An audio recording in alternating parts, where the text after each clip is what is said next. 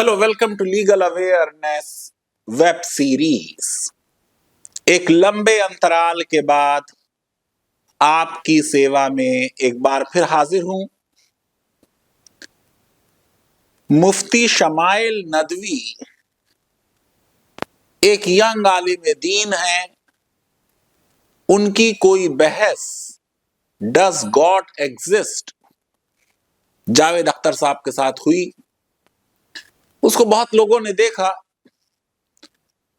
लेकिन अब उन्होंने एक बयान दिया है कि दीन या शरिया संविधान से ऊपर है और सर्वोपरि है। जैसा कि धर्म के बारे में मुफ्ती साहब को बोलने का अधिकार मुझसे बड़ा है, क्योंकि वो धर्म को जानते हैं और मैं नहीं जानता। उसी तरह संविधान और लॉ के सिलसिले में बोलने का अधिकार एक संविधान जानने वाले और एक संविधान को पढ़ने वाले या पढ़ाने वाले का अधिक होगा। ईश्वर है या नहीं है, बहस कोई करना चाहे कर ले। जो ईश्वर को मानते हैं वो बिना किसी रीजन के भी मानने का अधिकार रखते हैं। एक ईश्वर को माने या बहुत से गॉड्स को माने, देवी देवताओं को माने, 33 करोड़ को माने, लोगों का अधिकार है। कहां से आता है यह अधिकार? जानता हूं कि जो मौलिक अधिकार हैं या नेचुरल राइट्स हैं, उनके बारे में ह्यूमन राइट थ्योरिस्ट ये कहते हैं कि वो किसी संविधान द्वारा सिर्फ रिकॉग्नाइज किए जाते हैं। संविधान कन्फर नहीं करता। हर इंसान उन अधिकारों को लेकर इस दुनिया में पैदा होता है। कानून बताना मेरी जिम्मेदारी है। लीगल अवेयरनेस वेब सीरीज अपनी इस ड्यूटी को हमेशा निभाता रहा है। आइए इस कंट्रोवर्सी को समझते हैं, और अगर किसी और के मस्तिष्क में भी इस तरह का कोई डाउट है तो उसकी कानूनी नौइयत क्या है उसको समझें। हमारे देश के संविधान की प्रिएम्बल में liberty of belief, faith, thought and worship एक एंटाइटलमेंट है देश के नागरिकों का। संविधान एक संविदा है, एक सेक्रेट एग्रीमेंट है लोगों और राज्य के बीच। अगर संविधान को सर्वोपरि नहीं माना गया तो सरकारें संविधानों को बदलेंगी। सरकारों के ऊपर जो अंकुश संविधान लगाते हैं वो समाप्त हो जाएंगे। हमारे देश में जो सर्वोपरि है वो देश का संविधान है, सुप्रीमेसी ऑफ कॉन्स्टिट्यूशन है, और ये आज पूरे विश्व में है। जिन देशों में शरिया को भी कहा गया कि वो अहम है और सुप्रीम है, देश के संविधान ने उसको संविधान में लिखा। हमारे देश में ना तो संसद सुप्रीम है, न सुप्रीम कोर्ट सुप्रीम है, न राष्ट्रपति, न प्रधानमंत्री, न मुख्यमंत्री, न कलेक्टर साहब, न तहसीलदार साहब। इस पूरे देश में न इलेक्शन कमीशन सुप्रीम है, न ईडी, न सीबीआई। देश में सर्वोपरि अगर कोई है तो वो संविधान है। संविधान की सुप्रीमेसी देश के संविधान के मूलभूत ढांचे का हिस्सा है। अगर हम ये कहें कि मेरा धर्म संविधान से ऊपर है, तो फिर हिंदू धर्म क्यों संविधान से ऊपर ना हो? ईसाई धर्म क्यों संविधान से ऊपर ना हो? बौद्ध और जैन धर्म क्यों संविधान से ऊपर ना हो? इसलिए कहा कोई धर्म संविधान से ऊपर नहीं होगा। मुफ्ती साहब कानून और थियोलॉजी, ये दो अलग अलग एरियाज हैं। जो आंख का डॉक्टर है वो हड्डी का इलाज नहीं कर सकता। मेरी मालूमात धर्म के मामले में बहुत कम है, इसलिए मेरा वो डोमेन नहीं है। मैं जो भी चीजें कहूं उसको कोई कह सकता है कि ये गलत है। इसका मतलब ये नहीं है कि मैं धर्म पर बोल नहीं सकता, या जो संविधान न जानता हो वो संविधान पर बोल नहीं सकता। बिल्कुल बोल सकते हैं, मुफ्ती साहब भी बोल सकते हैं, लेकिन क्या वो संविधान के हिसाब से सही है या नहीं, ये कोई संविधान जानने वाला ही तय करेगा। जैसे मैं धर्म के बारे में अगर कोई चीज बोलूं तो जो धर्म का जानने वाला है वो कहेगा कि फैजान मुस्तफा सही है या गलत है। देखिए, हमारे संविधान ने हमको बिलीफ के मामलात में ऑटोनॉमी दे दी। आप एक खुदा को माने, एक किताब को माने, बहुत से खुदाओं को मान ले, बहुत सी किताबों को मान ले, अधिकार है। आप अगर किसी व्यक्ति विशेष को खुदा मान ले और वो आपकी बिलीफ का हिस्सा है तो संविधान को इससे कोई शिकायत नहीं। मान ले, अगर इस मेज या कैमरे को कोई खुदा मानना चाहे, किसी पेड़ या पौधे को खुदा मानना चाहे, किसी पर्वत को कोई खुदा मानना चाहे, तो उसका अधिकार है। यानी बिलीफ के लेवल पर आप जो मानना चाहें, क्योंकि वो दिलों का मामला है, आप मान सकते हैं। लेकिन जो धर्म की स्वतंत्रता है संविधान में, वो अनुच्छेद 25 में आएगी, 26 में आएगी, 27 में आएगी, 28 में आएगी। अनुच्छेद 25 ये कहेगा कि ये धर्म की स्वतंत्रता रेस्ट्रिक्टेड है, लिमिटेड है, सीमित है।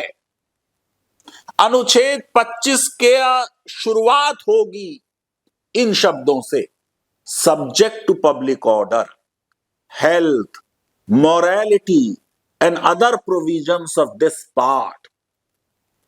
आपको अपने धर्म को प्रोफेस करने की यानी डिक्लेयर करने का अधिकार है।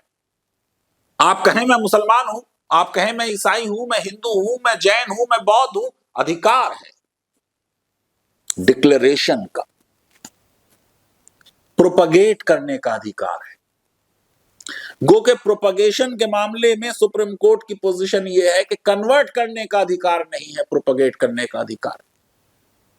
जो उनमें कानून बने हैं कन्वर्जन से रिलेटेड, वो अक्सर संविधान की जो स्पिरिट है उसके विरुद्ध जा रहे हैं। जो संविधान सभा में जिस तरह की बहस हुई उनके विरुद्ध जा रहे हैं। मैं उन पे लिखता रहा। प्रैक्टिस, जो आपका धर्म कहता है वो पूरा आप प्रैक्टिस नहीं कर सकते। सुप्रीम कोर्ट ने कहा कि आप अपने धर्म के सिर्फ एसेंशियल प्रैक्टिसेस को प्रैक्टिस कर सकते हैं। मैं इसके विरुद्ध लिखता रहा हूं कि धर्म में क्या एसेंशियल है और क्या एसेंशियल नहीं है, ये जजेस नहीं बता सकते। ये कोई धर्म का जानने वाला एक्सपर्ट ही बताएगा, और हमारी सुप्रीम कोर्ट को क्लर्जी नहीं बनना चाहिए।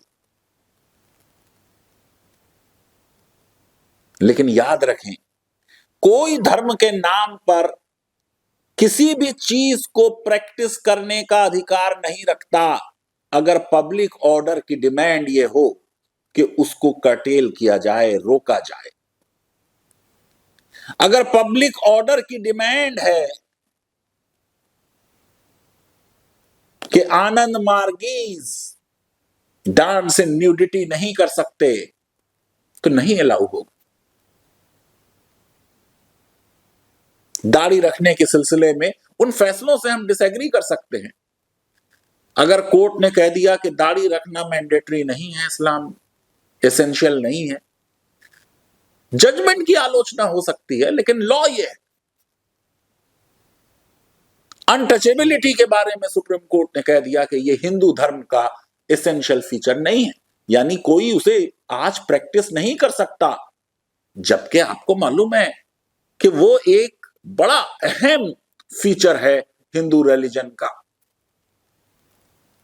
तो धर्म की स्वतंत्रता को संविधान ने सीमित किया पब्लिक ऑर्डर के नाम में, हेल्थ के नाम में, मोरालिटी के नाम में और बाकी सारे मौलिक अधिकारों के नाम में। यानी अगर समानता का अधिकार और धर्म का अधिकार आपस में टकरा जाएं तो धर्म का अधिकार नहीं है।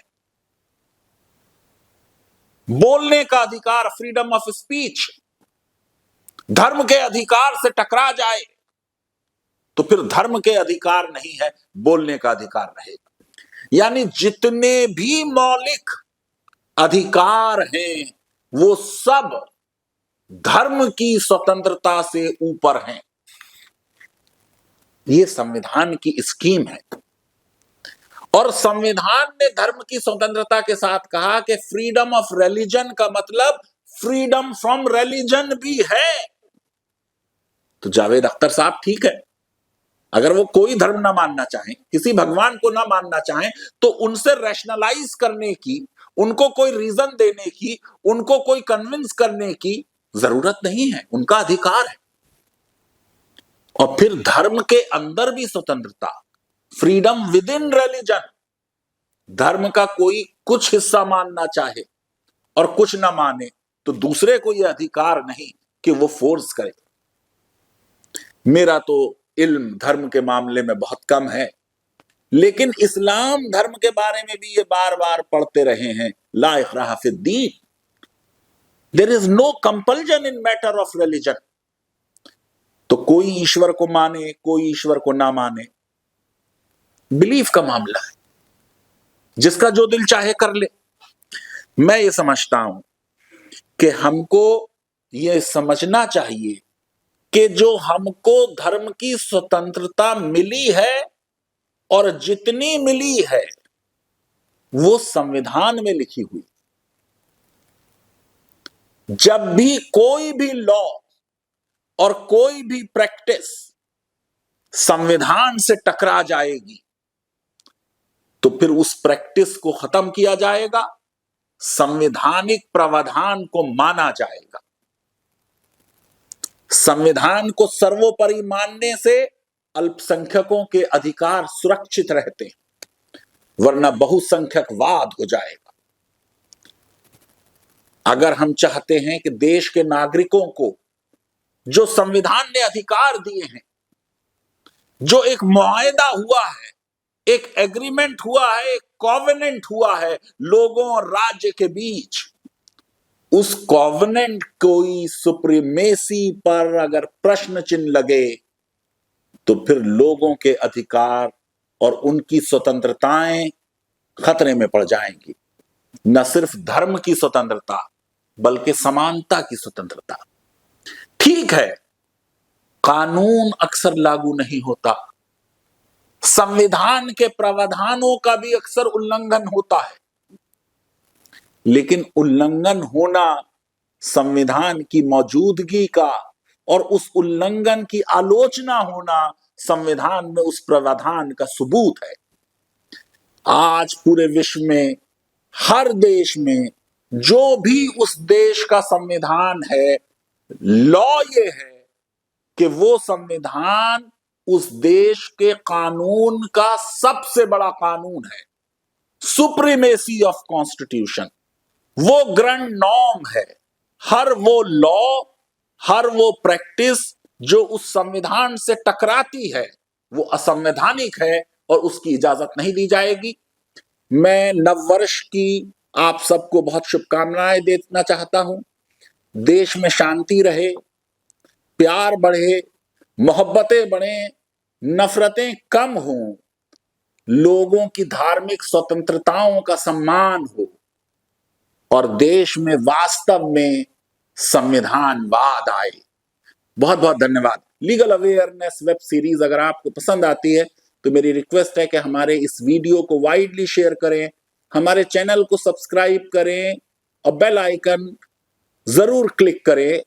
मैं वादा करना चाहता हूं कि नव वर्ष में कोशिश करूंगा कि जल्दी जल्दी वीडियोस आपकी खिदमत में पेश करूं। बहुत बहुत धन्यवाद।